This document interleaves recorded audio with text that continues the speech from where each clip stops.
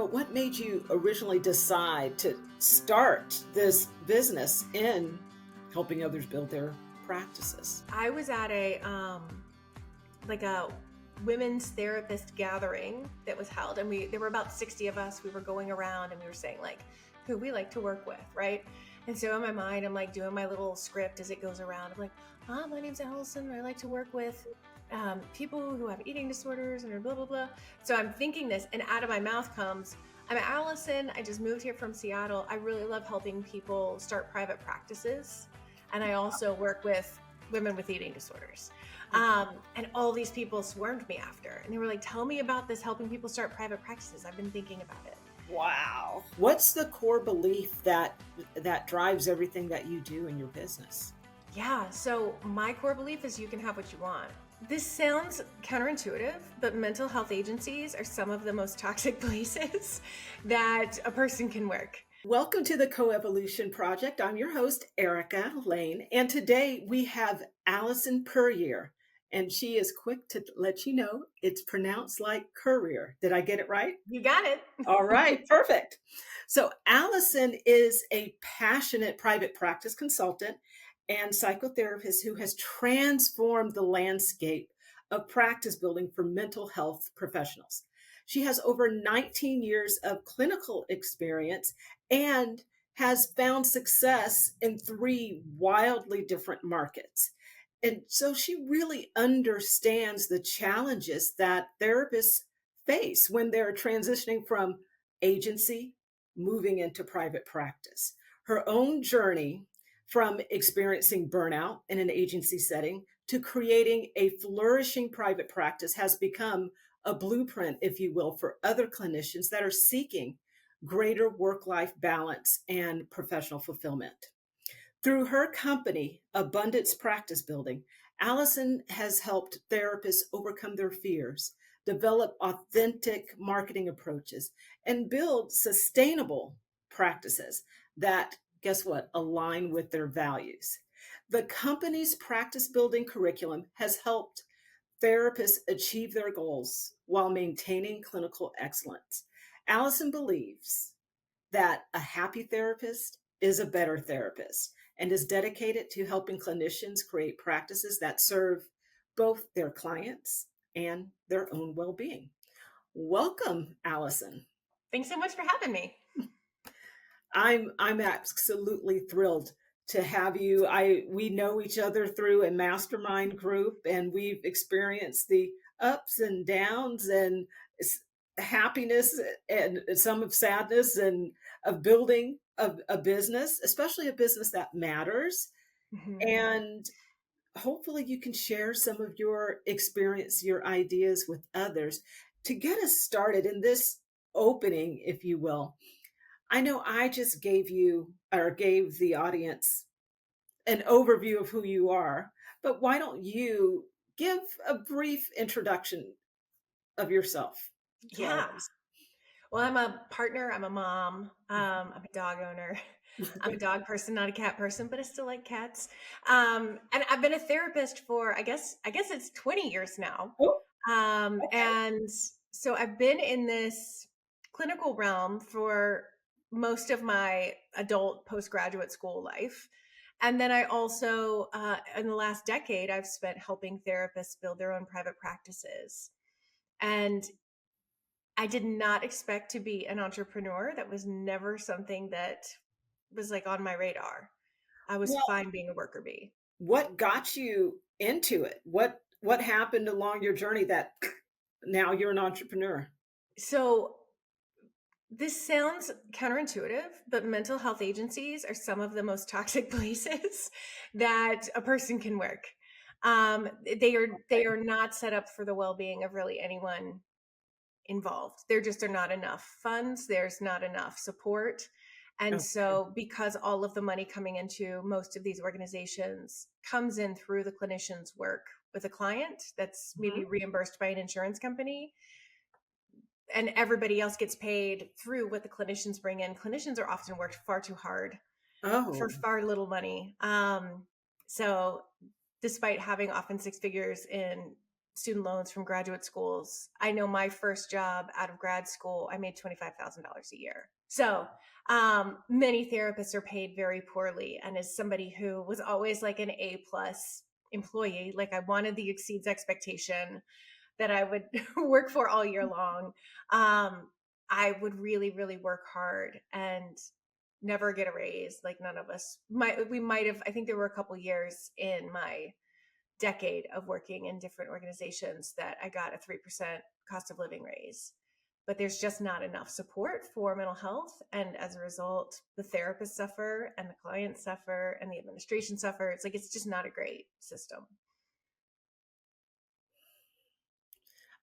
I wonder how it became not a great system. I'm so curious about that. Any insurance-based program, mental health professionals are paid less than all other allied health professionals with the same level of education.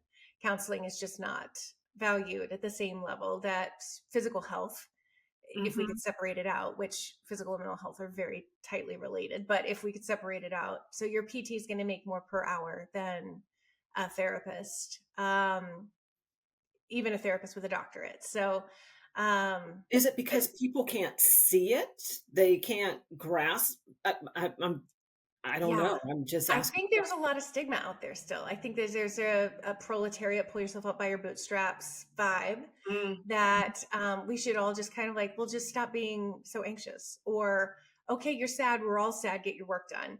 That has, you know, pervaded our thinking about mental health for decades now. I think it's changing. I really do. But I don't see a lot of funds coming with that change in the managed care market. Okay, so you're working for $25,000 a year for the first couple of years, grad school, $100,000 or how much in some sort of debt. Even after that, moving into other positions, still not being highly paid. And that was the turning point. You did say it's one of the most toxic environments. Yeah. So it was the first job I worked at grad school. It was a wonderful nonprofit Mhm. working exclusively with victims of sexual abuse and sexual assault. And that's where I was making 25 grand a year. And we had Yeah. a great leader. And she ended up moving. And we got the leader that came in was actually like she would slam her fist down on the table. She would scream at us. She ended up laying off the entire counseling staff because she did not believe that a sexual assault center required counseling. And so, pretty toxic environment. Yeah. I later had one of the really good, highly coveted mental health jobs, and I made $43,500 when I left there. And that was like, people were like, what are you going to do with all that money? Because my peers were making in the 30s, you know? Yes. And what our leader had a big change in her life and things turned toxic really quickly, and we'd be in staff meetings and she'd say, well, since none of you actually care about your clients and things like that, and I was like, I am just here to do good work. Like I am jumping through every hoop that people want me to jump through because I care about being diligent, because I want to Yeah. do a good job. And at that time in my life, because I was also a huge people pleaser, but it got to a point where I was like, this is just, why are these adults all acting like petulant children, instead of just being really clear and asking what they want amongst all these other professionals who we all are supposed to excel in communication, but apparently it's not happening in this container. And that's when my partner and I were going to move cross country, and I was like, I don't want to do this again. I trust myself as a boss. I would Mhm. rather open a private practice and I can set a fee that is sustainable, and I can work hours that are sustainable, and I trust myself to take good care of my clients and never yell at myself about it. So that's when I ended up going out on my own in that business.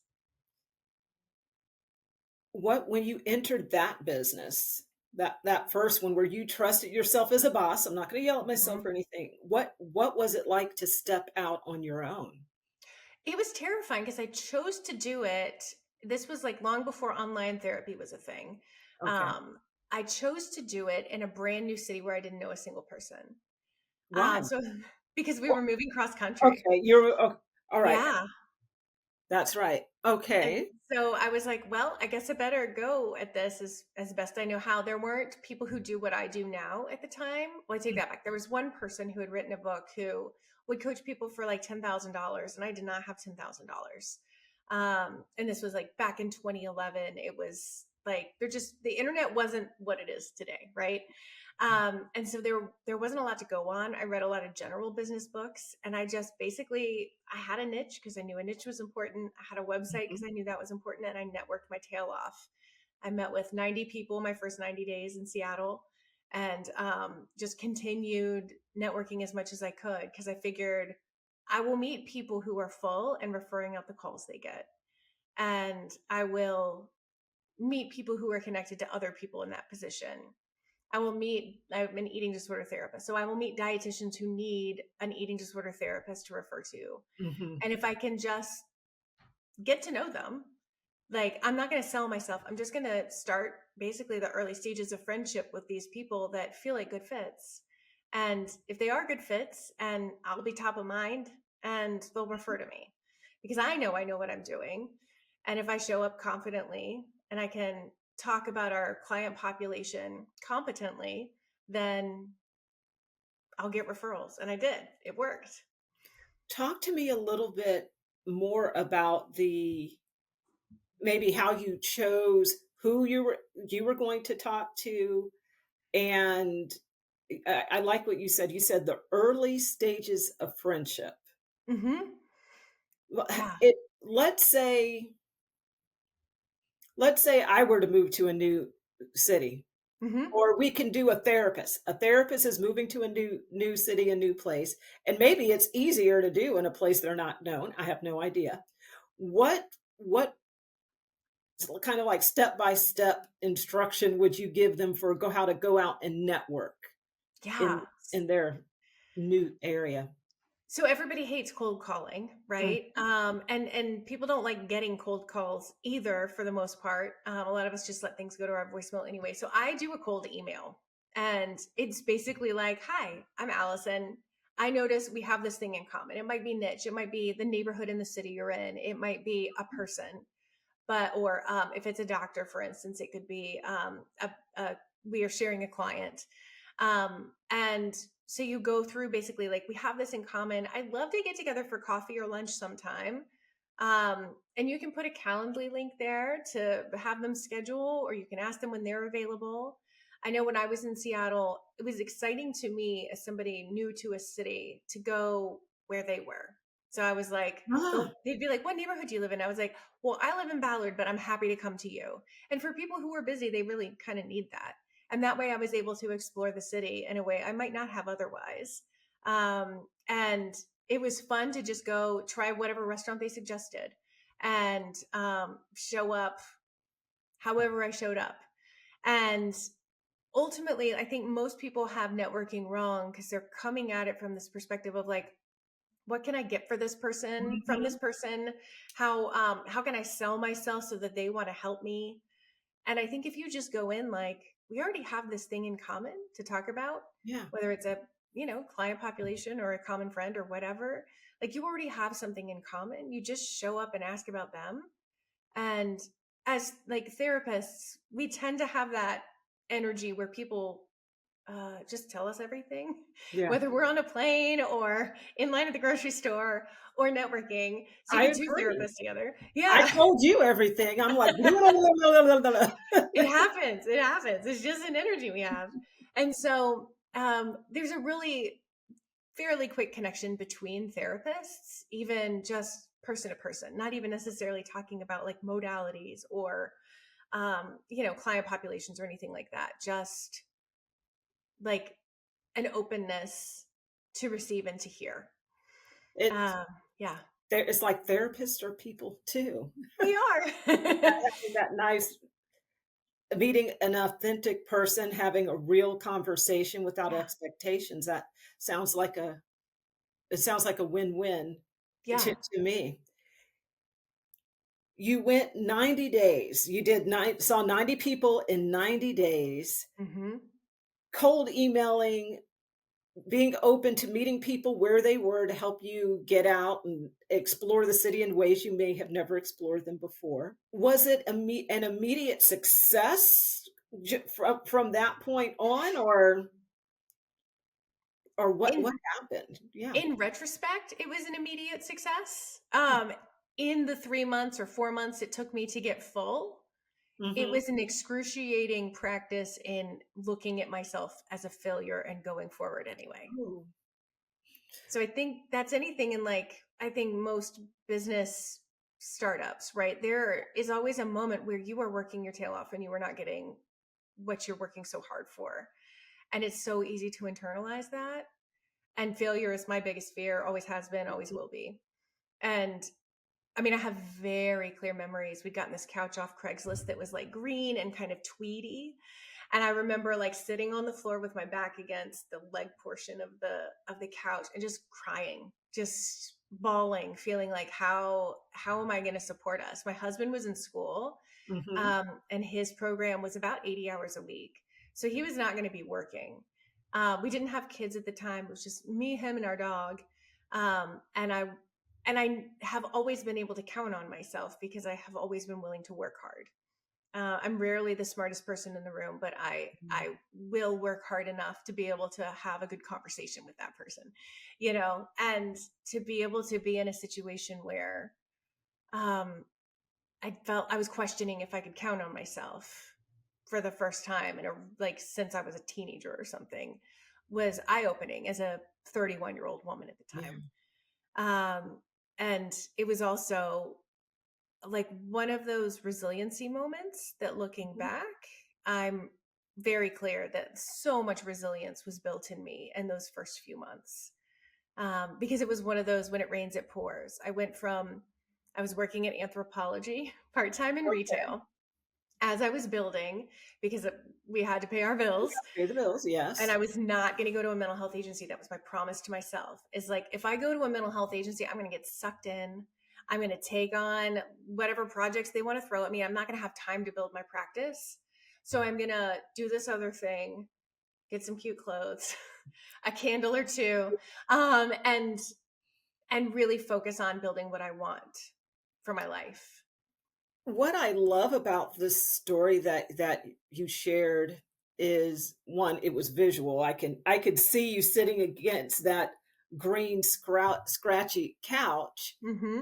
and just acknowledging that you were scared, you were nervous. There was a fear that you would be potentially a failure. So you have Mm-hmm. 90 to 120 days, 3 to 4 months of where you're just pushing it and not necessarily seeing the fruits of your labor. You're doing a lot of planting Mm-hmm. that eventually paid off. And again, what I love is you were, oh, I'm not, maybe you weren't okay. You were resilient, I'll use your word, and you were able to move past that fear. Yeah. When I think of, I mean, this could be for someone starting up a startup, an entrepreneur, a new entrepreneur, and they're trying to figure out, how do I get the word out about who I am? Or it could be someone that's been around for a while that says, I need to improve my marketing, your strategy. And it wasn't the intention to get a strategy of, Right. hey, 90 people, 90 days. That can be kind of simple. But that's something that is measurable. It is Mm-hmm. very clear. And in there are so many lessons. Yeah. Let's say, and I'm making this up, by the way, who knew this? Who knew which way this would go? Let's say you were working with someone, because you now have a business where you help people grow their practices. Mm-hmm. So let's say someone is coming to you, they want to grow their practice, and you were to give them this 90-day exercise of just hitting the streets. Mm-hmm. What would you say to someone that has started it, and maybe they're 4 days in and it's already a struggle for them? Yeah. What would you say? Well, it depends on the person. So I don't usually recommend this for introverts, for instance, Okay. because an introverted therapist, therapists tend to be more sensitive than the average person. Mhm. So if you take an introverted, very sensitive person going this hard on networking, which is like every networking thing is going to drain them, Yeah. then it's going to be tough. But for somebody like me who's extroverted and outgoing, it's fantastic. So someone for whom it's a good fit, I would say Okay. like, yeah, it's day 4 and it's hard. It's going to be hard. It's going to continue to be hard for a while. And that's part of the process of getting what you want, is getting through the hard. What if the person was an introvert? What would you suggest to them? I would say like, okay, let's meet with 2 people a week. Mhm. Like 2 Just people a reduce week the is a number. great start. We'll just taper, like we'll keep the number lower. And what are you going to do after your meeting to kind of rebuild? Are you going to read a book? Are you going to crochet? Are you Mm, going to, like, how are you going to get your energy back so that you can still function in all the other roles that you need to function in? I that is, I think, very wise, especially if they do it on the front end. So if an introvert knows they have to recharge, Mhm. even having that self-awareness about being an introvert, there's then the responsibility to make sure you do what you need to do to Right. recharge. I didn't really think about that. I know it, but Uh-huh. I didn't put it together like that until you and I spoke. Yay. So you did 3 to 4 months of hustling, Hmm. but was there a particular client or situation that let you know that you're on the right track? It was validating your choice. I think it was more the frequency with which I started getting phone calls. And like every client I was getting was a good fit. And that doesn't happen a lot, Mm, just in general. But I felt like everybody, like my website was extremely clear. My the way that I show up with people, I was pretty clear with them about who I do great work with. And I was careful to not say yes to the people I don't do great work with. So, like teenagers, I'm terrible with teenagers. And a lot of people think like, oh, eating disorders, that's a teenager thing. It's not a teenager thing. And so when people would refer teenagers to me, I would refer them to the people who are good with them. Because if I take on somebody I'm not great with, then I get this reputation that I'm not great at what I do when I am. yes. And so we want to build that word of mouth based off somebody being like, this is the best therapist I've ever seen. I made more Yeah. progress than I've ever made in therapy.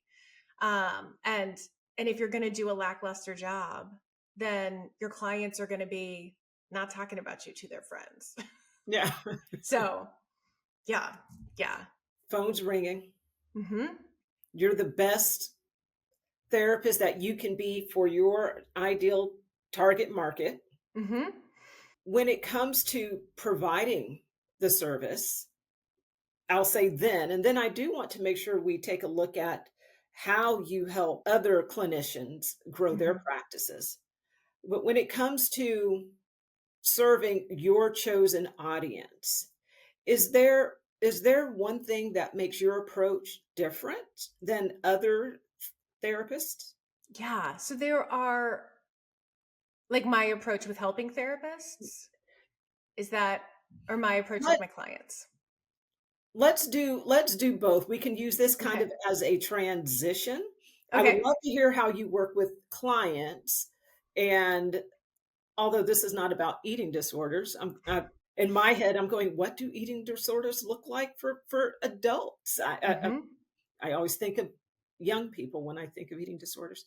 But Yeah. the one thing that makes your approach different with your clients, and then let's transition into the approach that makes things different in your practice building, because you have a Mm-hmm. very successful business and you are leading a team of people. It's a company that is standing on its own. And then Mm-hmm. you still do some therapy. Yeah. Yeah. Well, as a therapist, I will say the eating disorder treatment world can be pretty dogmatic in a way that I find is a parallel process with eating disorders, ironically. So it can be very rigid. in the eating disorder treatment world about like what you were supposed to believe as a provider, how you were supposed to provide it.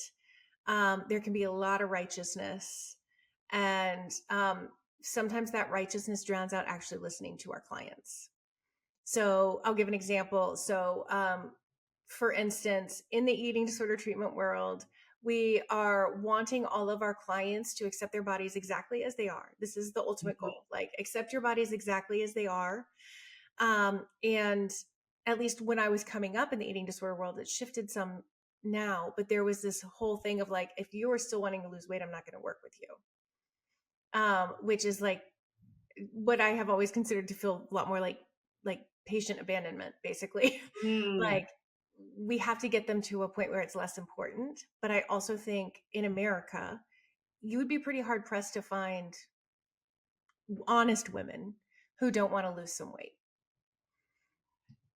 So I think that there's a pretend like we are not struggling in some of the ways our clients struggle thing that has gone on for a while, and judge this one piece of the struggle that I don't appreciate. So I think I don't get with dogma in basically anything. Like I follow what I believe to be the next right thing and honor that everybody has different opinions and views and they don't have to abide by mine. I'm not going to help a client with intentional weight loss simply because it typically doesn't work long term, because the science doesn't support it. You know, diets fail. So I'm not going to support them with that, but I'm not going to make them feel like what they are wanting is wrong, because in their minds, what they're wanting will solve their problems.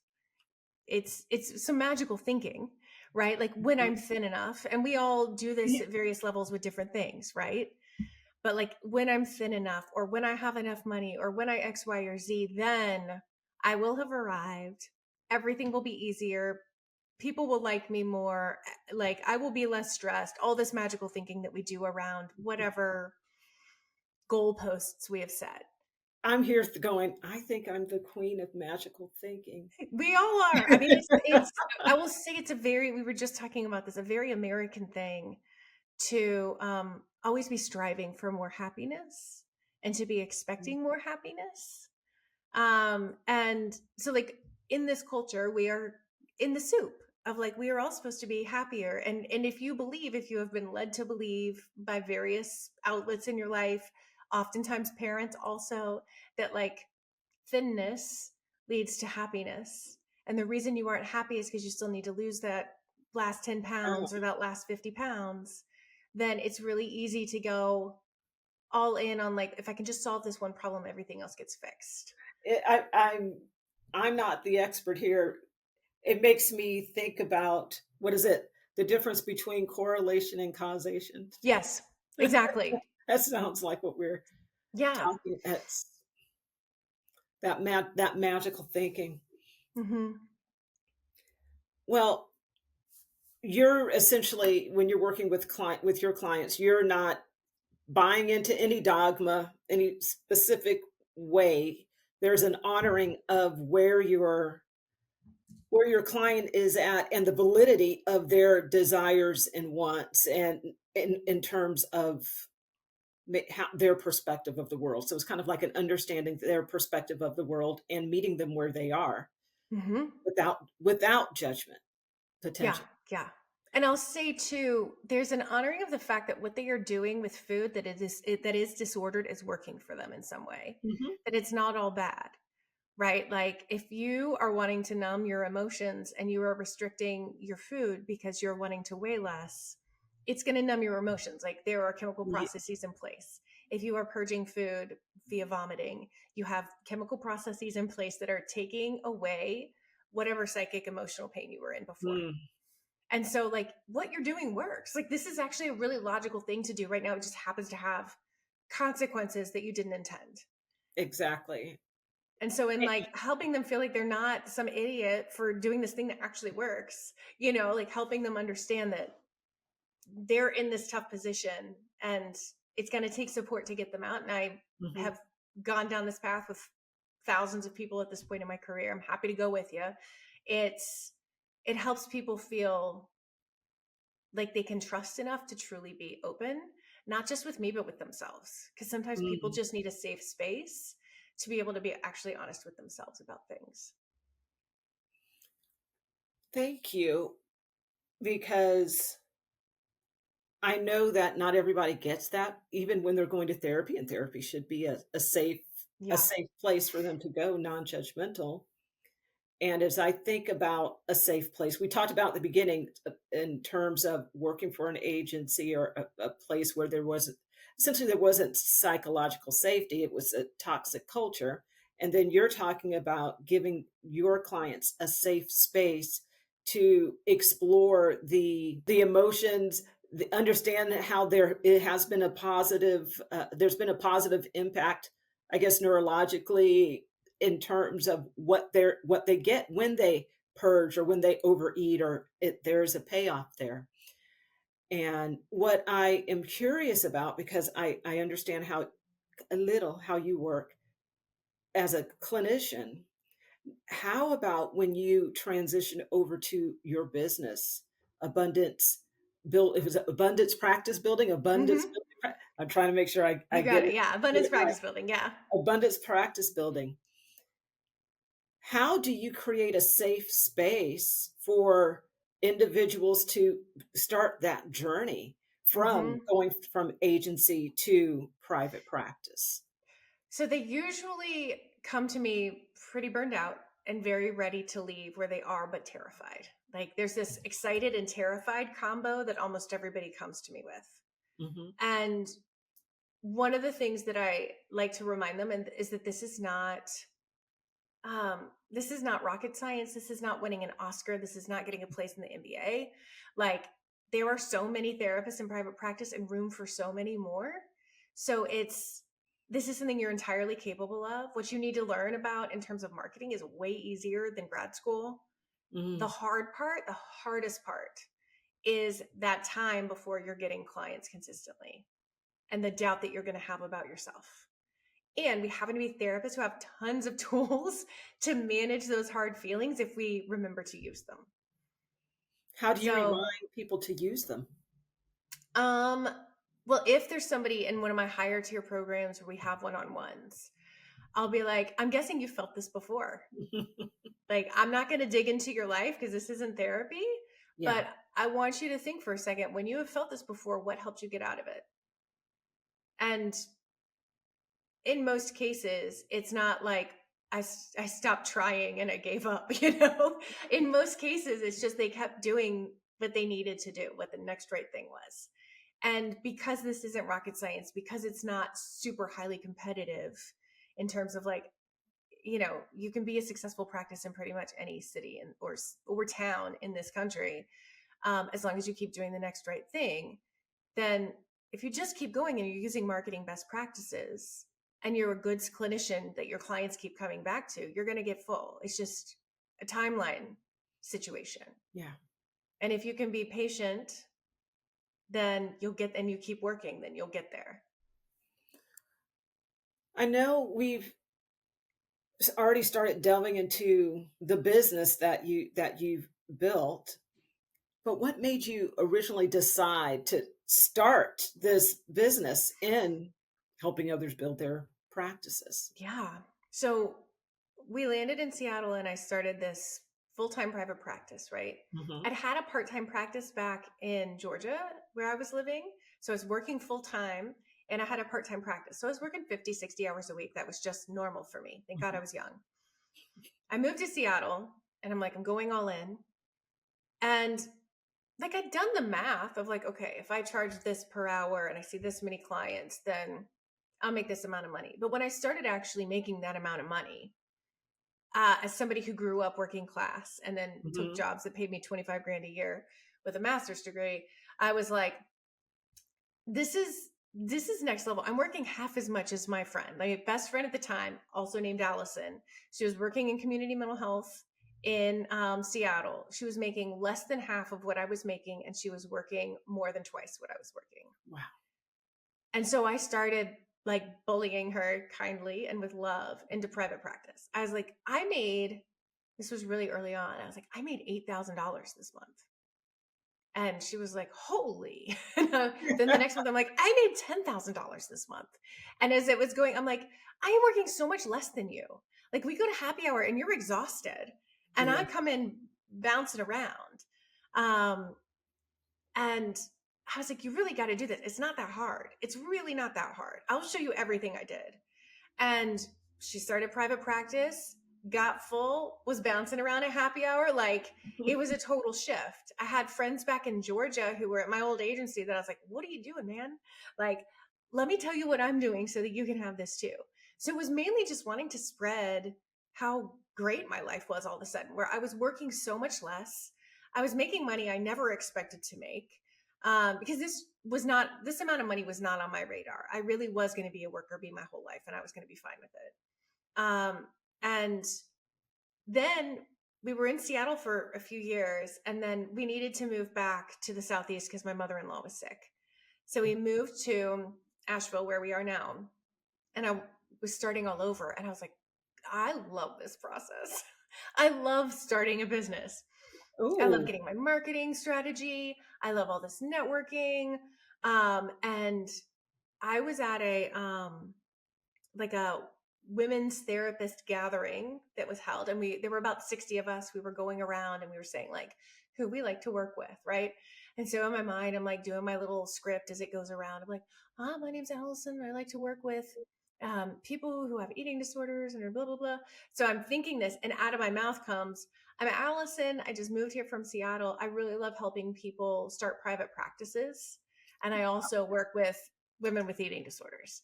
And all these people swarmed me after, and they were like, tell me about this helping people start private practices. I've been thinking about it. wow. And so it was actually my birthday. It was August 20th of 2014. And then by November, I had a full group, and I was teaching therapists in Asheville how to start a private practice. And in January, I took it national, and it went international really quickly thereafter. And it's just been growing ever since. You grew a business out of a desire to just help others. I want to say earn what they're worth and take care of themselves. Yeah. Very therapist-y of me. Yeah. It's just where this is well-being, and not only Yeah. for the therapist, but like I said at the beginning, then this is your quote. What is it? A happy therapist Is a better therapist. is a Yeah. better therapist. Mm-hmm. That that story, I don't know why it's tickling me so much. It's just it seems in some ways as if you just kind of stumbled across a brilliant idea. Yeah. So you got the brilliant idea. You've got your Asheville group of therapists that you're helping, and then you said it went national and then international. Mm-hmm. Where is it now, or why did you let's back it up. Why did you choose to build this community and let it go national and international, as opposed to, I mean, maybe there was another way to serve. You could have just said, wrote a book and been done. But Mm-hmm. walk Yeah. me through what made you choose this. Well, I really love people, and I really love the interaction with people. And so I wanted to keep doing these groups because I really like group dynamics are some of my favorite things. See, or my least favorite, depending on the group dynamic. But a good, healthy group, which is what I have been lucky, no, not lucky. I have been skilled enough to continue to create and maintain within the different communities I have created. Um, a healthy group helps people feel so much more seen and known and supported than just I could do alone. And so I love doing these group process situations where, like I've got two different tiers right now that have groups involved, plus a Facebook group, which is kind of a different animal. But being able to really get in there with somebody and really hear them and see them. Mhm. And then the person after them is like, thank you. I feel the exact same way. I feel so much less alone now. And somebody else is like, I felt that way last year. And here are the 3 things I tried that Allison didn't think of that really helped me, and it's like, I'm working with all these really brilliant people. It's a really wonderful part of what I do is everybody genuinely wants to help, they're usually well resourced in terms of like they're resilient. They've been through shit. Like nobody becomes a therapist just cause. Like we all have some things we've been through that we have worked our way through. And I just really like my people. And to be able to be a part of that, I knew that at some point I would exhaust the Asheville therapists. Like I would run through them all. And Asheville has a very healthy therapist community. Like there are a lot of us because Asheville, like everybody's got their yoga teacher and their guru and their therapist and their acupuncturist, right? It's just the vibe here. And it's, I didn't want to stop doing it. I wanted to make sure there was an endless supply for as long as I could do this. How did things change or evolve from a, let's say, even a business knowledge perspective as you decided to grow it? You're not just in Asheville anymore. Are the Yeah. desires to move out? What sort of things changed in terms of maybe even methodology for attracting new clients? Or Oh, so much. sure. Yeah. Yeah. Well, social media became a lot more important. I started a Facebook group, which I don't recommend, but I started a Facebook group, a free one, and ended up, I closed it a couple of years ago because it was just like any large Facebook group became just like a mess with politics and, you know, like lots of stuff going on and people not agreeing. And I'm like, I can't do this again. There's a lot going on in the world and I can't police this group 24/7. But starting that Facebook group did help a lot. And again, I don't recommend it nowadays. Things are different in the marketing arena than they were 10 years ago, but it was still a new thing, Facebook groups back then. So it grew really quickly. I had, you know, a lead magnet, things like that I didn't need when I was just in Asheville. I had people all over the country that I had worked with at some point or things like that. So I was networking still, but it was more virtual. Like I was on Zoom back in the day. It didn't take the pandemic to get me here. I was there long before, before it was cool. And so I was tapping into my community in Georgia, tapping into my community in Seattle. I had friends who had moved to Nebraska or to Texas. And so I'm talking to them and it was really cool to be able to like provide value and see all across the country. And eventually I saw all across the world, marketing's marketing. Like we do have some different rules as therapists about how we're allowed to market. We can't use testimonials, for example.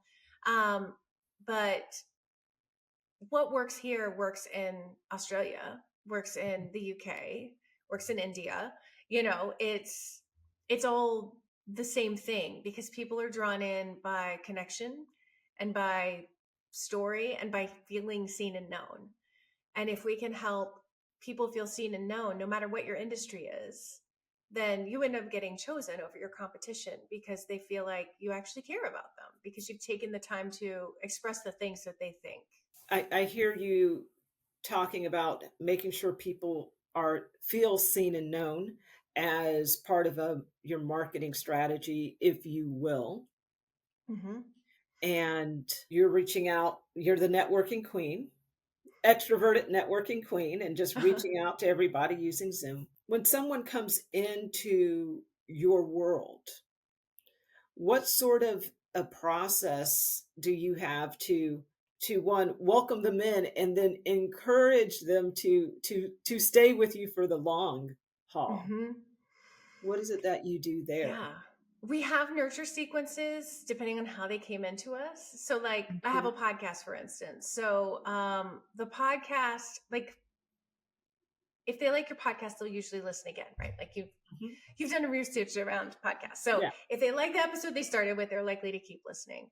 And so it's my job to pepper in, but not hard sell things that I offer in the podcasts, right? So for instance, I do one-on-ones with people on some of my podcasts, and all those people are a part of my membership community. And so I'll say, well, you're a member of the Abundance Party. Another thing that's going to support you in this is using the Marketing Fundamentals course. Mhm. There's this one module that's going to be really helpful for you. And so that keeps it on people's radars. But I'm not like, you need to sign up for the party or things are going to be bad.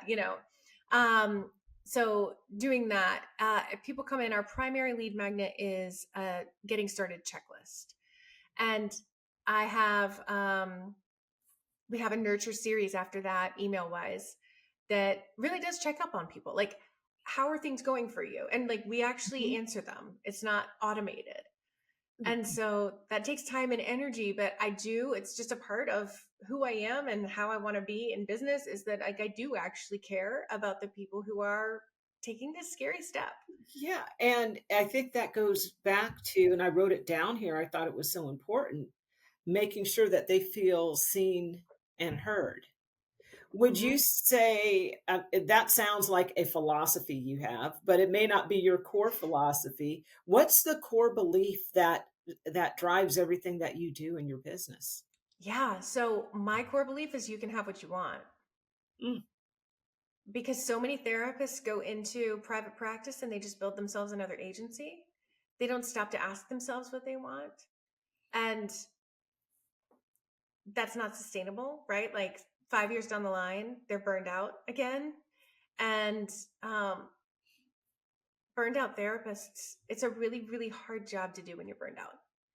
I mean, it's a hard job anyway, but when you're burned out and you have compassion fatigue and you were trying to dig deep for a client whose breakup you've heard for like, you know, 3 months now, mhm, and you're not able to be truly empathetic and really like get how they're feeling and give them what they need to keep moving forward, it's tough.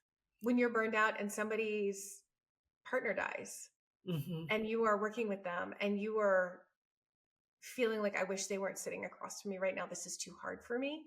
mm, Like, that's not good for anybody. That's not what I want for anybody. And so if you just do some of the work on the front end of asking yourself and knowing it's flexible, like, do I want to, like, I don't see clients or work at all when school's over. I go pick my kids up. And mhm. that's what I want to be doing. I am a morning person and my brain ends up being trashed by the end of the afternoon anyway. So that works out for everyone. Um, I don't want to work for what insurance is willing to pay me.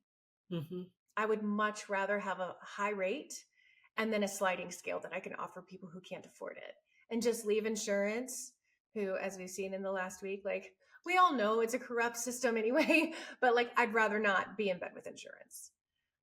But I support people who do want to take insurance because it's their core belief that accessible care is really important. yeah. And I also agree with that. That's why I'm willing to slide. But we all have to make that choice and go about it in the way that feels good for us.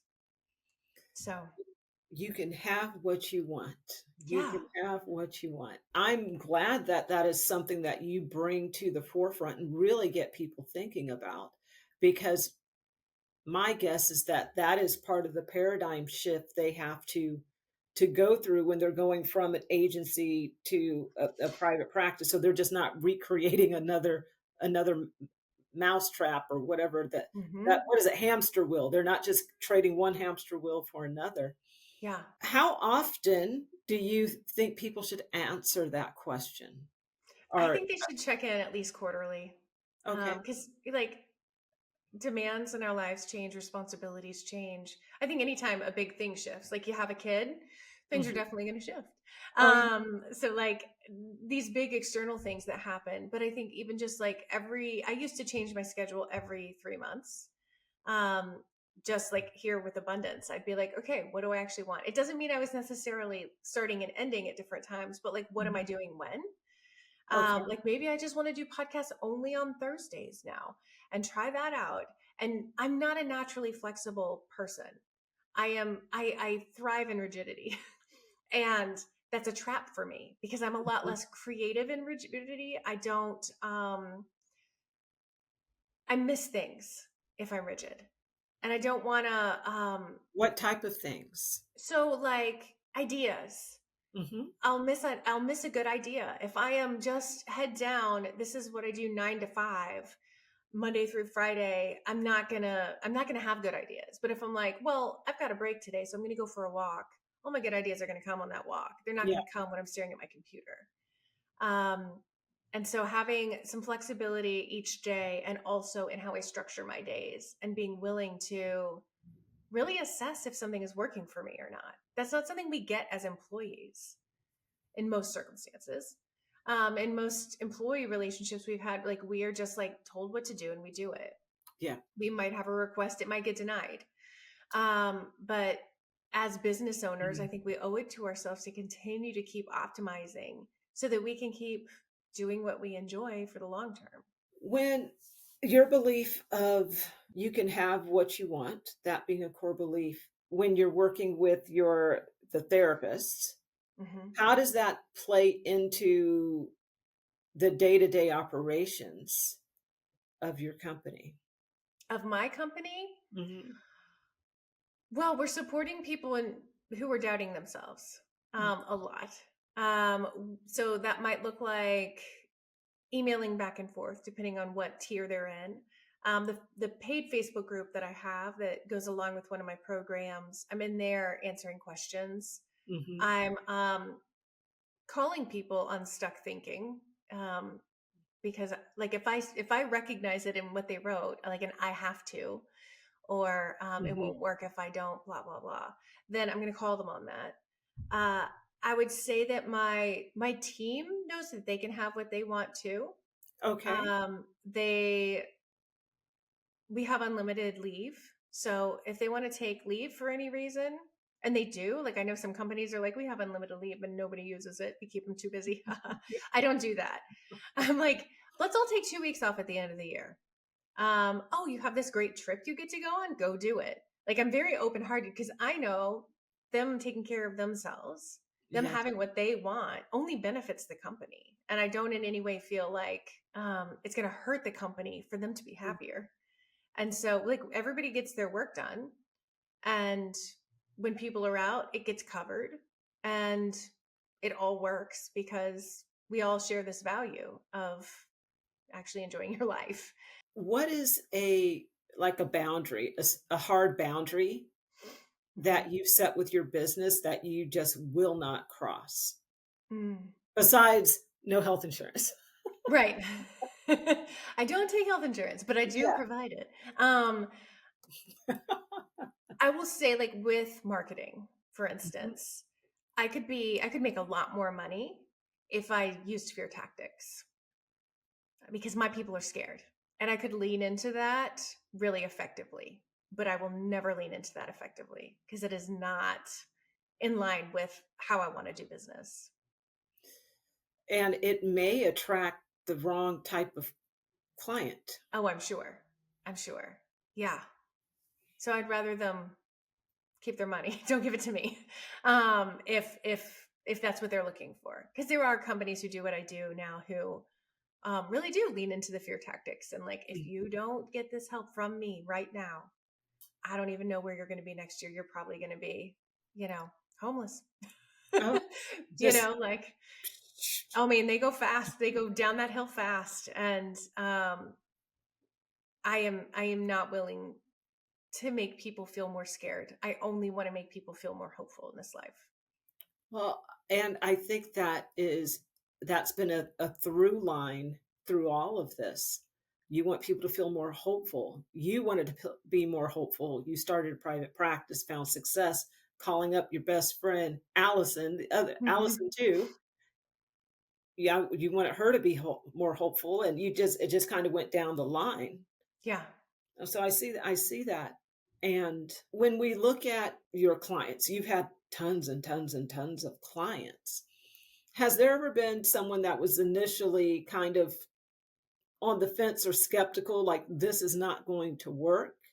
Oh, And tons. uh, all right, well, and what type of breakthroughs can you change the name, whatever, whoever it has to be, but um, what sort of breakthroughs have people had with your approach to practice building?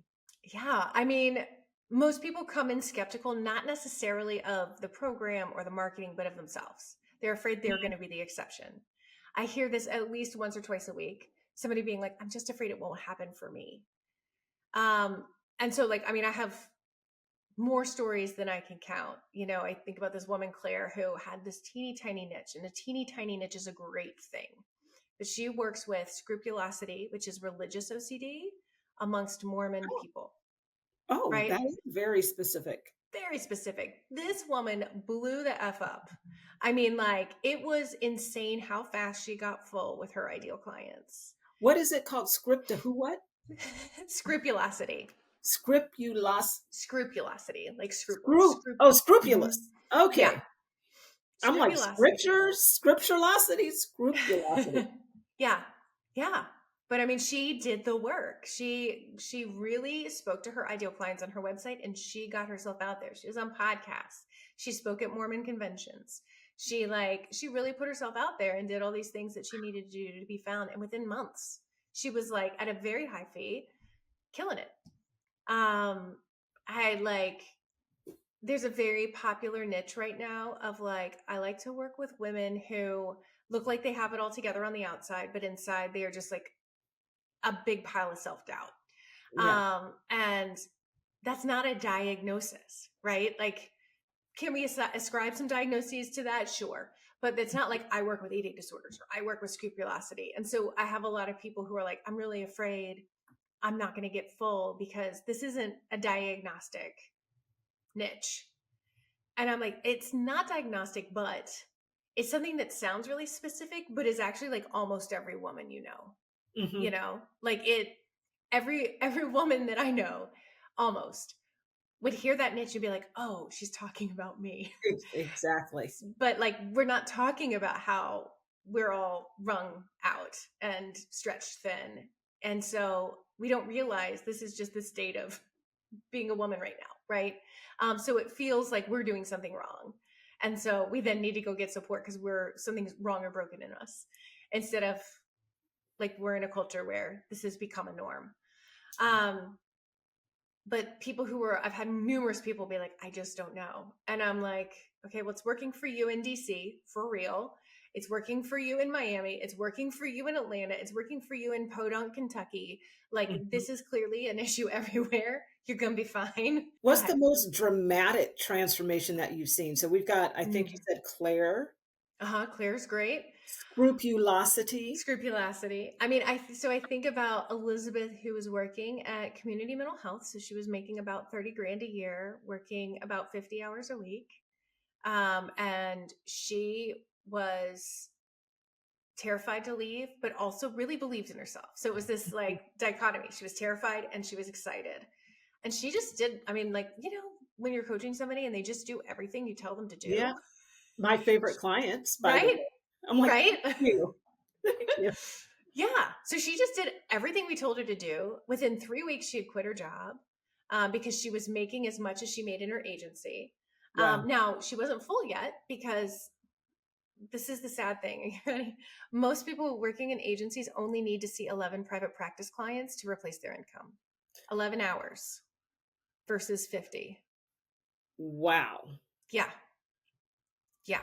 No wonder you and Allison were bebopping around. Yeah. Like, this is great. And now, like, most people want to make more than they made in an Yes. agency, but full-time private practice is usually like 20 to 25 clients, because there's all the, you know, you got to do your notes. You got to like not burn out. Just seeing too many is not advised. So she quit her job within 3 weeks, and within 3 months, she had more than doubled her income. And she was working so little comparatively. Your stories are just kind of even firing me up to, I'm going, I think I need to do a 90-day get out and network and beat the Yeah. streets or whatever it's called now. Yeah. That seems phenomenal. And renew myself if that's necessary. Yeah. Wow.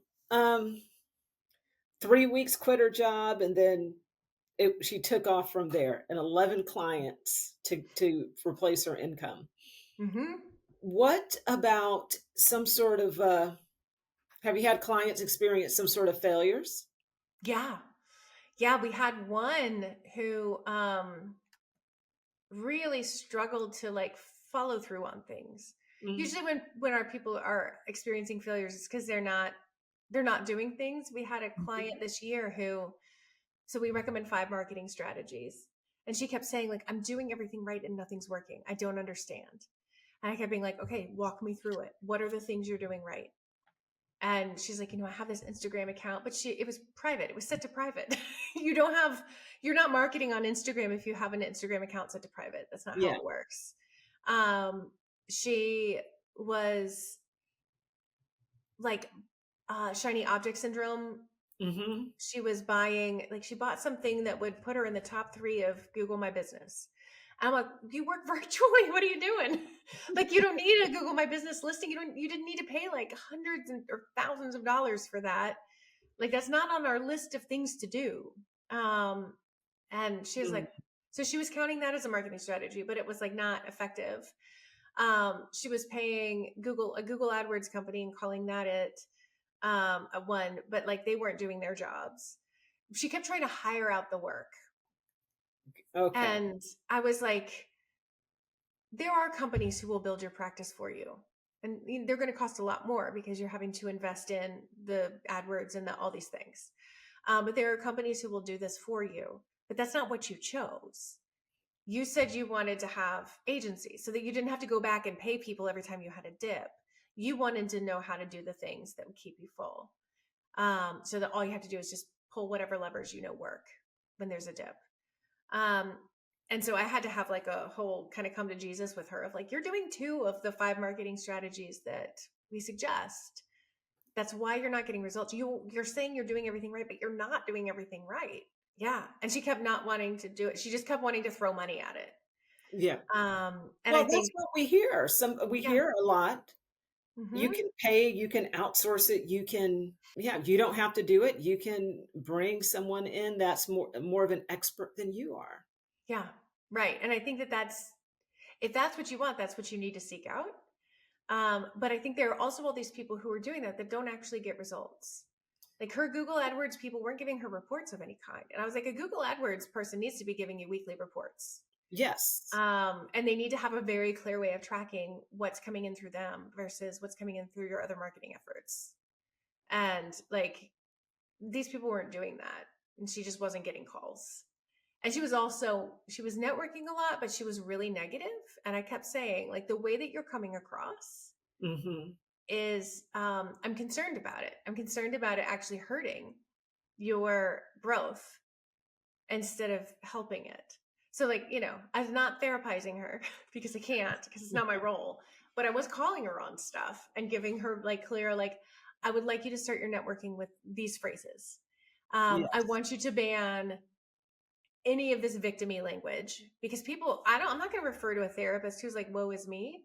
Oh, No. no, no.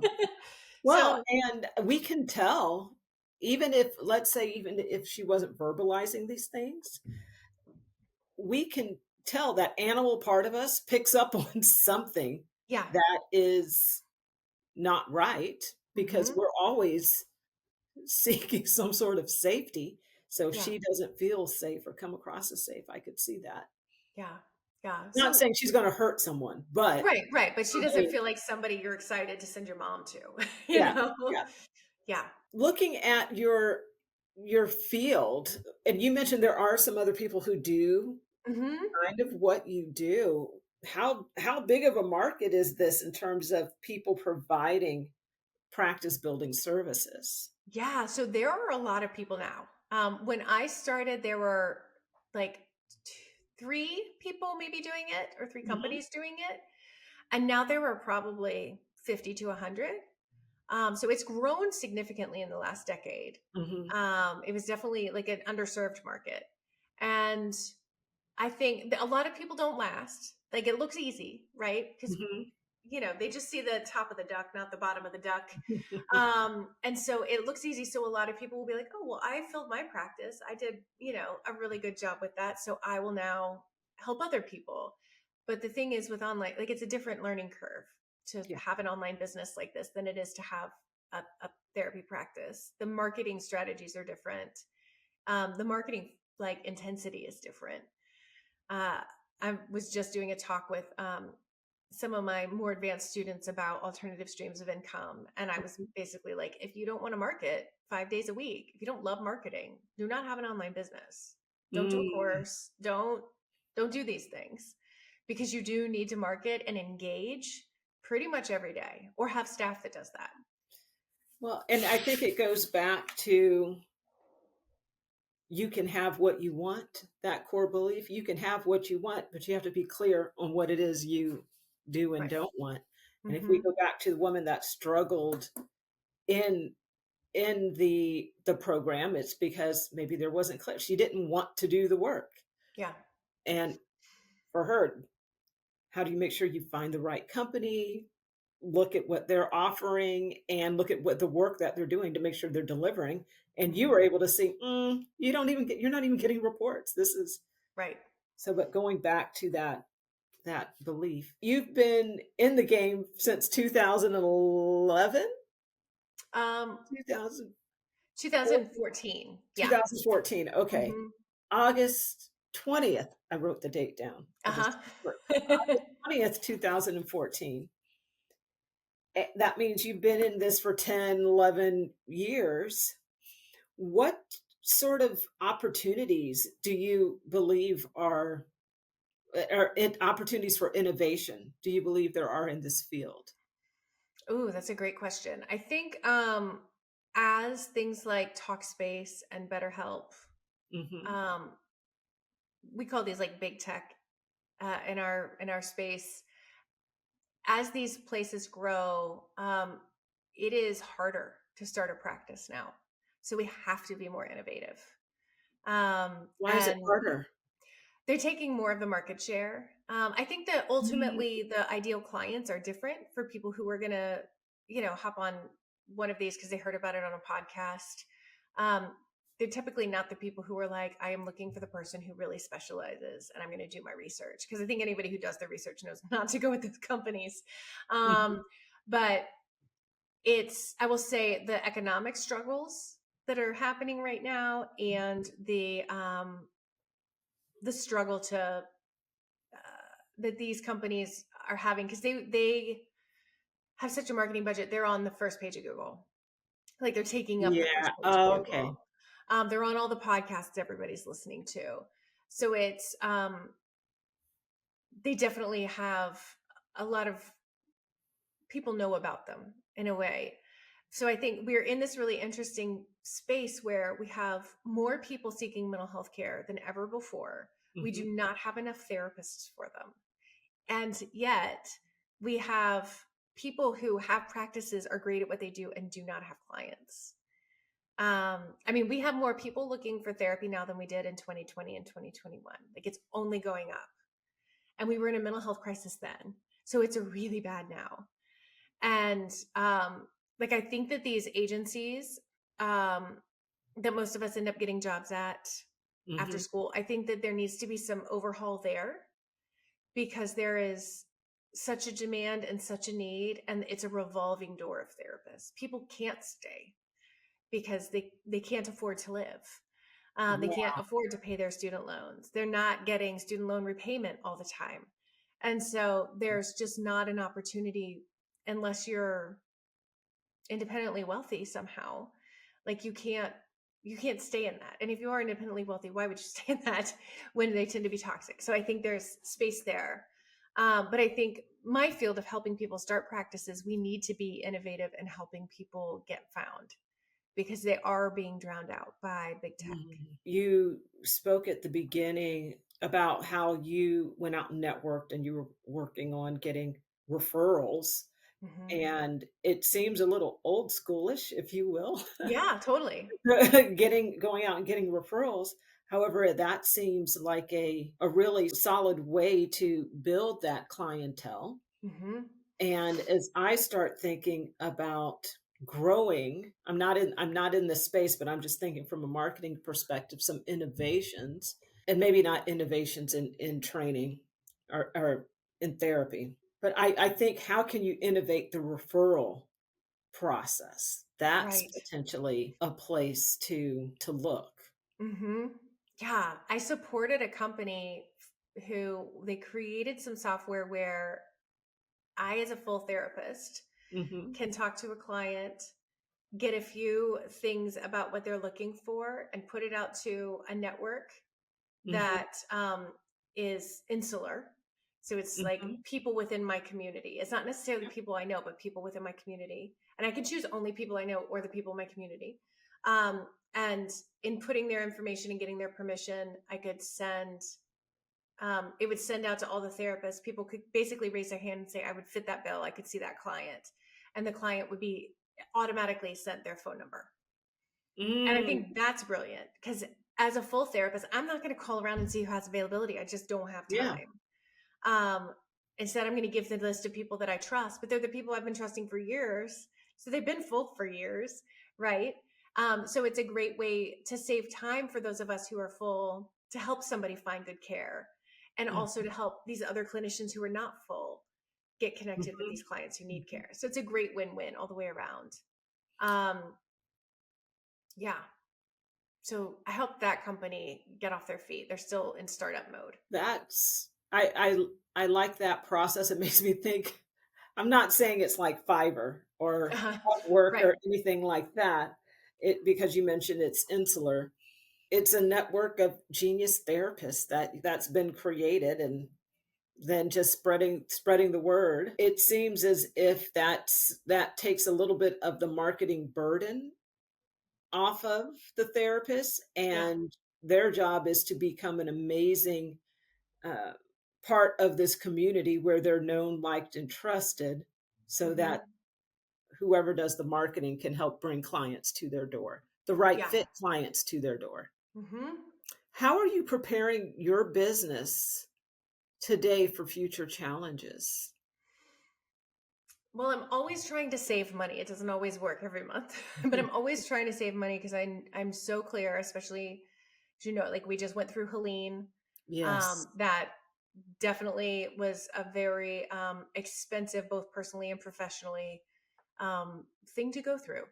And having enough money saved to support whatever weirdness could happen, because who knows what comes next.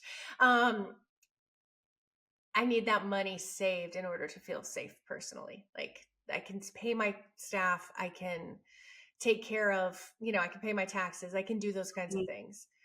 So I think just money is one thing.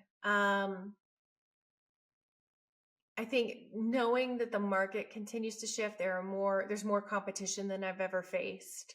Mm-hmm. It's also making sure that we are looking for the white space in the market. So like I have a population of therapists that I work with who are already full, but have built the wrong practice. They're miserable. Oh, They like need to make big changes, but they've got golden handcuffs, right?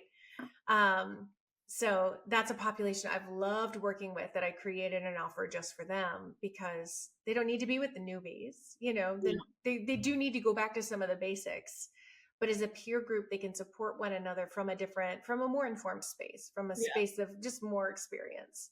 Well, And I want them to be able to be together in a group versus somebody who's like, what's an inch? So I think like looking at the white space and how we can support that is probably like the most innovative thing we can do as a company right now to protect ourselves for the future. it's I say it's funny. My notes, because there was the money Uh-huh. aspect and white space, but I put it down as zombie apocalypse money because Uh-huh. I Who don't knows? who knows what it's gonna be. It could be anywhere. I don't even know what's happening. Yeah, I mean, I live in the mountains. We shouldn't have hurricanes here, so anything's on the table at this point. Yeah, Yeah, I think that's why I put down zombie apocalypse yeah. money and white space, to find the white space and provide service in there. The Mhm. golden handcuffs individuals, I'm thinking that can be a tough one, It's especially. interesting. It's easier than the newbies because they have the money to spend. At least they're uh, miserable, but they have the money to spend. So it's not so much, and they've also proven to themselves that they can be successful. They just need to know how to get from point A to point B, and they trust themselves to do it. It's just scary. mm, mm. So yeah, they're really fun. The And shift. that's another success story I think about this woman, Jasmine, who was working 6 days a week and like 10-hour days.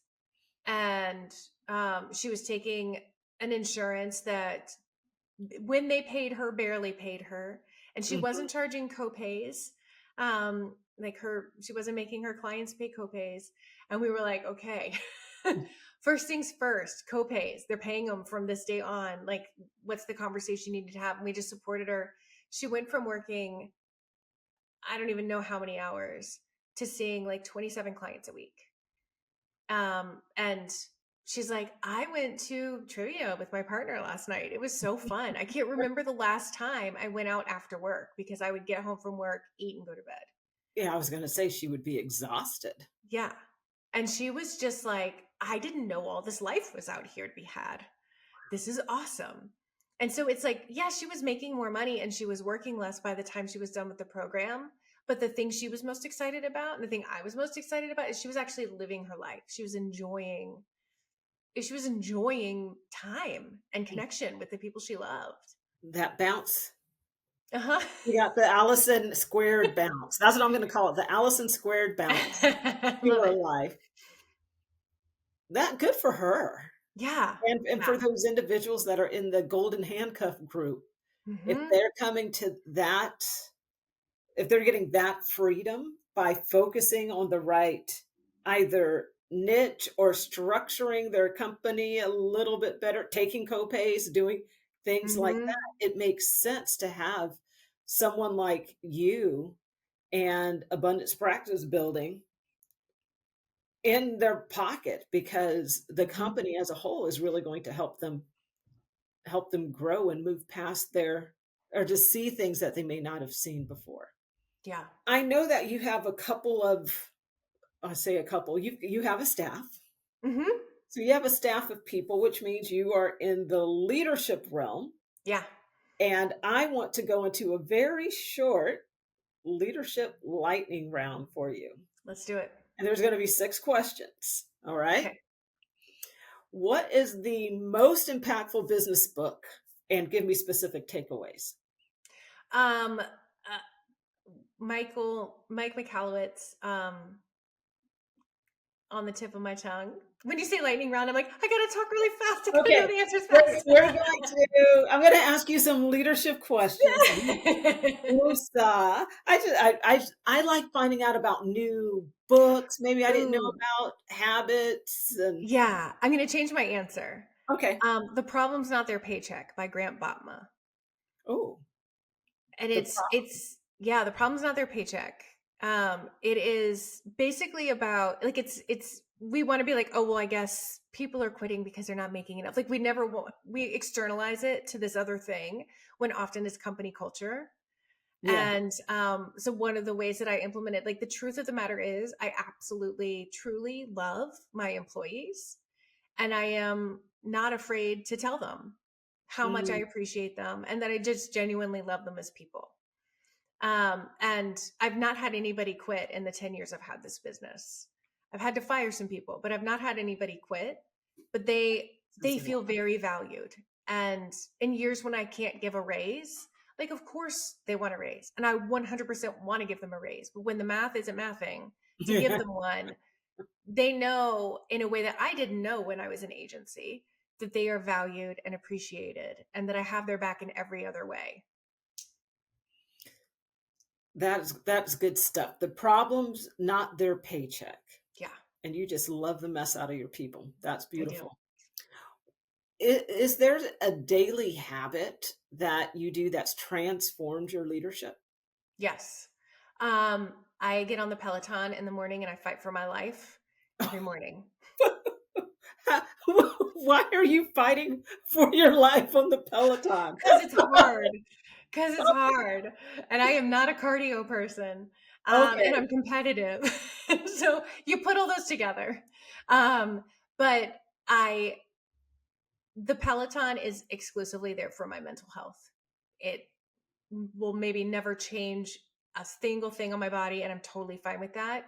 It is Mhm. there for my anxiety because I wake up and I am like, okay, there are a million things to do. And the first thing I do is get on that bike. then I'm like, okay, everything's fine by the time I get off. I get my like high energy anxiety out, and I'm able to be a lot more present with my people. Yeah. When you say that, it makes me think of when we do assessments with people. We do go through our debrief sessions, and one of the measures we look at is a personality inventory, and we can see when people are score high on anxiety. And one of the first questions, if I see that, I'm asking, so do you do any sort of exercise? That's little, Mm-hmm. what do you do to get moving? Because we got to get rid of that cortisol. You got to like Yeah. de-escalate yourself. How do you do that? So you you on your Peloton, you're just Yep. fighting for your life. Totally. That's how you do it. I love that you have that habit. Why did you choose to pick the Peloton? So I got the Peloton in during the pandemic, when we couldn't go to the gym. And I Mhm. was like such a purist early pandemic that I was like afraid to leave my yard. So I mean, I would like walk the dog, but I was like, don't talk to me from across the street. Yeah. So it's like a little much, because of anxiety, right? Yeah. So I got the Peloton then, and I rode it and was like in love with it, and it was great for a long time. And then life happened and I got out of the habit, and like we moved and things like that. And after the hurricane, I was like, okay, anxiety feels like it used to, and Mm. I got to do something. So our internet still, we are going on almost 3 months out, and our internet is still hooked up to a generator. But our charter internet on our street is hooked up to a generator, and every 7 hours, somebody from charter comes and puts 1 gallon of gas into it to keep it running for us 24/7 instead of just hooking it up to the damn lines that are already there. Um, but it's okay. It's their job, not mine. We were keeping it running like our neighborhood was, and then they started. So, um, I was like, once we had power and the internet back, this was, I think, even before we had water back, I was like, I'm just going to stink. Mhm. Um, like I just got on the Peloton and just needed it. And so I have continued doing that since, because it just helps so much. Yeah. I don't want to do it any morning, but I'm going to do it anyway, because the reason I don't want to do it is because I'm anxious, and it really takes care of that for me. Yeah. So, yeah. Mm. Choosing not to wallow in your anxiety. Yeah. Nah, it's never helped to wallow. So, Is there a technology tool that you can't live without? so I would say we use Asana a lot. And I would say my right hand can't live without it, Okay. because she's the operations person, right? Whereas mine's just like my phone. I have a much more basic answer. So I am on my phone a lot. And I do really love the Opal app, or I use Freedom actually, but the Freedom app, which blocks all my social media and all the things that are all my games, all the things that are a distraction for me. So it blocks all of those. I need the social media for work. Yeah. So that turns on as soon as I'm done with work. And that way, when I'm home, I'm not messing around on my phone, and I can be with my family, because I'm too addicted to do it on my own. I Mm, can't strong arm that one. So I mm. needed software to help me. Opal or Freedom app? Mm-hmm. We've got Asana for your operations person. You Uh-huh. got your phone, Opal and Freedom. Okay. Yeah. Is there how about this? Let's do this one. Best hiring decision you've ever made Ooh. and why? Yeah. So my right hand, Leslie, Mm. she was a referral from a friend of mine who worked with her in corporate. One of my good friends had kind of mentored her. Okay. And so I went to my friend, who I've not worked in corporate. And I was like, I know I need a hire, but I don't know who to hire. Can you help me? And she's like, what's your org chart look like? And I'm like, it's like these 2 lines, you know? And she was like, okay, what are your needs? She's like, okay, you need this position. And I actually know somebody who would really fit that really well. And I was like, okay, cool. So met with Leslie. I'm an on it person. Like, I get things done. I am not a procrastinator, but this woman gets things done, like, but also is thinking about the next 10 steps in a way I'm not. So she's such a good operator, and she will always think about, like, what's the worst that can happen and have plans for it just in case. Sometimes I have to pull her away from, like, but that's probably not going to happen. Right. Yeah. Like, so, Great. but she also happens to be really good at hiring people. And so when we needed to do our next hire, we were looking through resumes. She's like, I really think this is the one. And I was like, I mean, maybe. She works in an art gallery. I don't know how relevant that is, but she's like, well, here's why, and blah, blah, blah. We interviewed this woman, and I was like, can we hire her now? Can she start tomorrow? She is so amazing. And so then we hired Haley, who's amazing. And so I think, like, I might not have considered Haley if Leslie hadn't been like, I've done this before. I'd only ever hired therapists. So it's a totally different thing. And then, so like any hire we've had since then, Leslie is like at the helm of. And so she's been a great hire. Yeah. Because it led to many more. Love that. What is your most controversial, can I even say it, controversial opinion about your industry? I don't like therapists to have email lists. I just don't like it. I think, like, if I had an email list and I was emailing my potential clients, and like, I imagine my client out on a date, and this, like, her phone lighting up and like the subject line being like, how not to binge at Thanksgiving, like, that's not, I don't want to interrupt my clients in their daily living in order to try to get more business. I want to help them, and I'm going to have things available on my website that are helpful for them, like blog posts or vlogs or whatever. But I don't want that interruption marketing, even if they're like, I'll raise my hand for that. Sure. I don't like it. Now, I use it a ton for my practice building clients. Like, my consulting firm has to have an email list. But as a therapist, helping therapists, I usually discourage them from having an email list, even though I'm sure it might lead to clients. But there are so many other ways to get clients that doesn't impact clients potentially negatively in the same way that an email may at an inopportune time. What was the biggest time waster that you've eliminated? That I've eliminated. Yes. So I will say I've gotten really good at delegating over the last few years. There are a lot of really little things that I thought I had to do. So for instance, I'll do like a video show every week. Yes. And I also post on social media every day. I was creating new content for all that for freaking years. I also have, like, since 2017 blog posts, like, or 2011 or something like that, 2014 blog posts. Like, I have so much content that it's stupid, like, just dumb. And so creating new content all the time is something that I'm eliminating currently. And my team is helping me just reorganize. I mean, like December, we're in December right now. So I like to do my social media a month at a time, at least the planning of it.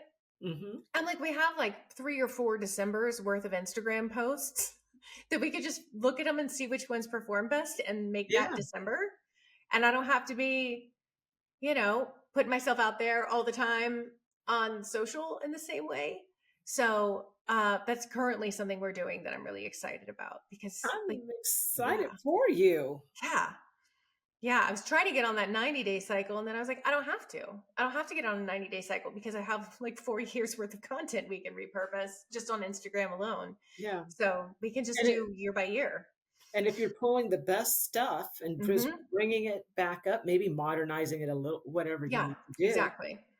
Then it still has the same positive impact as it had back then. Yeah. And then I can pop in with timely things. Like I did one today about the insurance industry, and, like, how therapists can think about it. that, speaking directly about this gentleman that was murdered, the Yeah. CEO of United. And so like I can do timely things like that, but I'm not bound by them. When it comes to, I want to say business in general, because some of this we did talk about therapy Hmm. and we talked about private practice, but we also touched on how to get started in a new city or how to really get started with networking, how to you talked about marketing. You have people do you have 5 things, and whether or Hmm. not they do them is up to them. If someone's not in building, let's say, a coaching business or something where they're, let's say it's an industry outside of therapy or coaching, Hmm. are there 3 key principles, 3 key things that you've learned as a business owner that someone can implement immediately? I mean, I think niche and ideal client Hmm.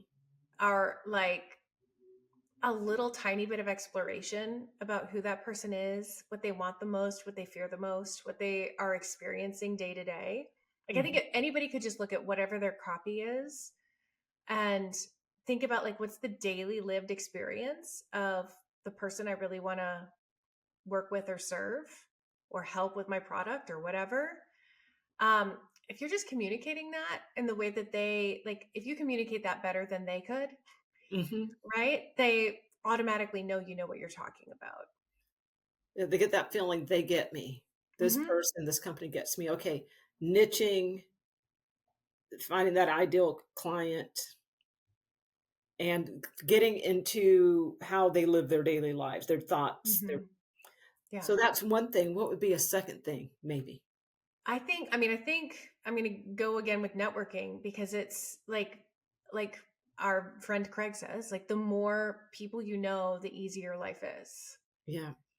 And when you can have a genuine connection, not just like, okay, I got their card, they got my card, done, checked off a box, but like an actual connection with somebody. It doesn't have to be lifelong, but like networking and not just like a one off. I joke with my people about like, this is like dating, it's not a one night stand.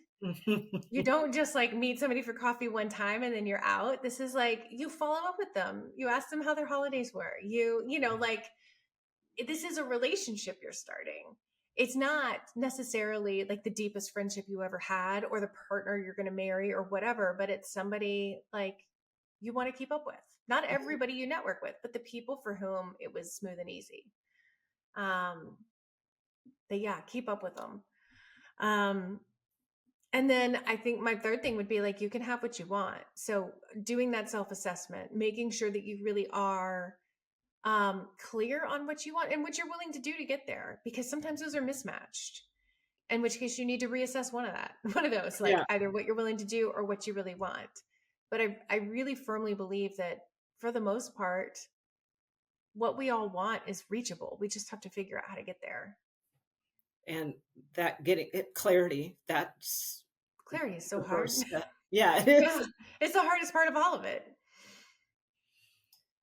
What sort of pitfalls do you think business owners should avoid?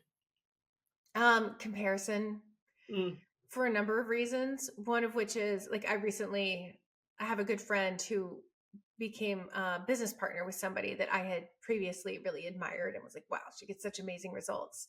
And then my friend was like, I had to dissolve the partnership because I found out like all these results are fabricated.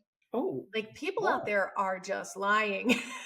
And I forget that people do that. Like I think I'm a little naive in that way that I'm like, why would like just create good results and talk about that? Like you don't have to lie. But sometimes we're comparing ourselves to people who are just flat out lying. So that's one is do your best not to compare. Uh, I would also say being an entrepreneur, you are at risk for more depression, more Mhm. anxiety, more suicidality. Like it is tough. It tests us. Our businesses put all our stuff in our face. All the stuff you've dealt with your whole life, all that stuff's coming back up. And I like to think about it like it's a spiral staircase. Like you're at a higher level of that thing that happened when you were 12, Yeah. but it's still there. and it's being shoved in your face in whatever way it does, whether it's you're not good enough or, um, you know, if only you'd worked harder, you would have X, Y, or Z, Mhm. whatever it is, whatever your story is. And that's going to continue to happen. It sounds like entrepreneurs need to be in therapy. Yeah. I mean, And I'm not laughing to be yeah. just, well, I don't know why I'm laughing. I'm laughing probably because I'm an entrepreneur and I know, like you just said, that thing that happened, whatever, when you were 12, Hmm. it comes up today. Yeah. Who knows why you're triggered and you react a certain way, but Hmm. it's good to get into to uncover those things. Yeah. I've noticed that entrepreneurship is making my dysfunction very visible. Yeah. It does that. It's its job, really.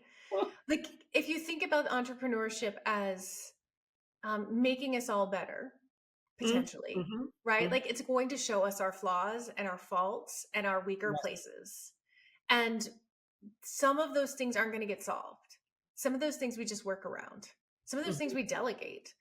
Yeah. Um, but we can't sweep things under the rug if in the same way we could if we were just an employee in somebody else's Mhm. business, because we are doing big hard things and we're taking risks, and all of that requires support. Yeah. So I think that there's a taking care of our mental health that doesn't always get talked about. I love that. So Eric and I are in this mastermind, and like half, maybe more than half the men, like their biceps are the size of our thighs. Like they're Yeah. these big, like you look at them and you think like, oh, this is like workout meathead guy.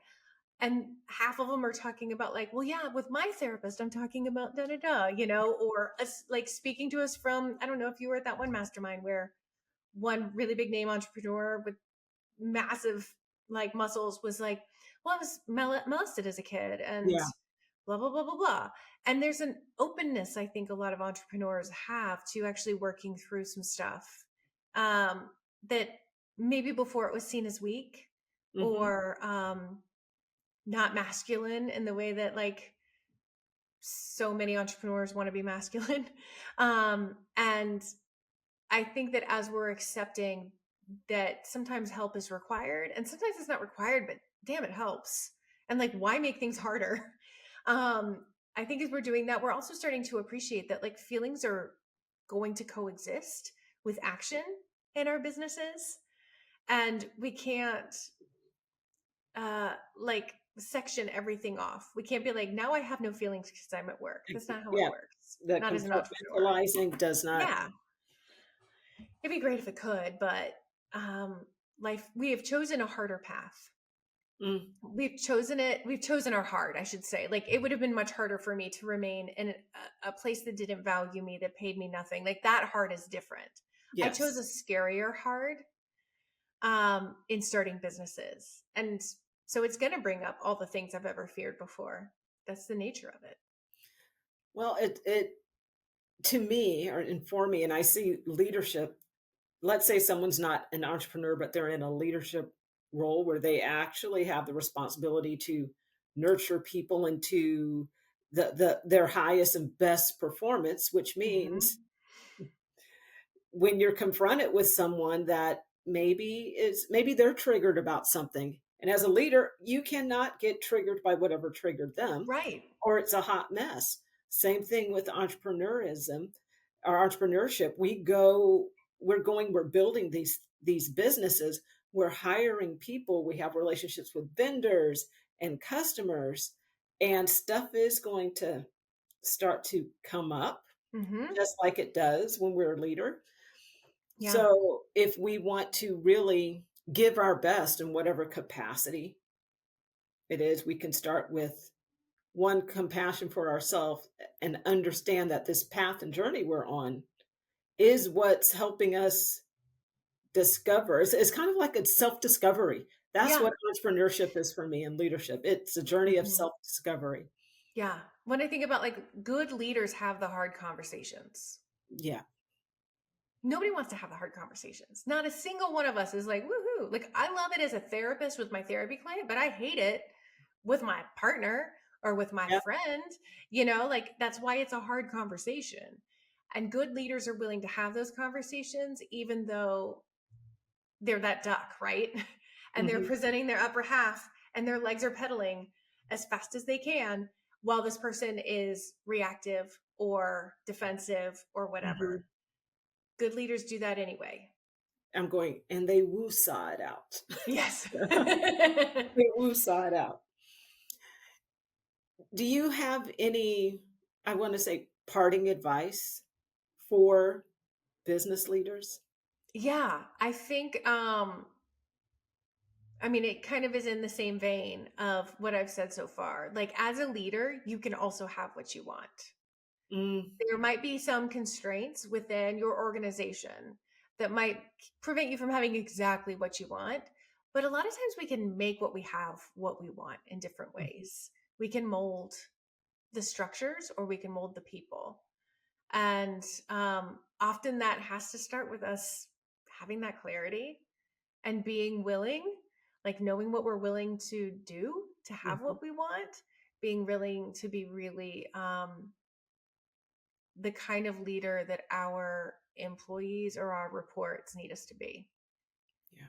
because they're a lot more willing to work with us and what we want when we are the leader they need us to be. Again, I'm going learning opportunities, all of Yep. those. Where can people learn more about your work? So learn about where can therapists learn about you? And then heck, some business owners might be, they'll call you up, Allison, I need your help. And you're going to say, I refer you to this person. Yeah, yeah. Well, my abundance is at abundancepracticebuilding.com and my therapy website is allisonpuryear.com. I know I've asked questions that have been here, there, all over. Is there a question that maybe I missed that I Oh, should have asked? I don't think so. I feel like you've been super thorough. Okay. Are there any sort of special resources that you have that for viewers or the audience? Yeah. So for people, anybody who's starting their practice, if there are therapists listening, then we've got our free checklist, which is what's helped about 100,000 therapists start practices at this point. So that's at abundancepracticebuilding.com/checklist. Okay. And I'll make sure there's links and all this stuff easy for people to find if they can't remember abundancepracticebuilding.com/checklist. If they can't Yeah. remember that, they can access it the other way. Well, that's all I have. Thank you, Allison, for joining us. Yeah. Thank you so much for having me. You're welcome.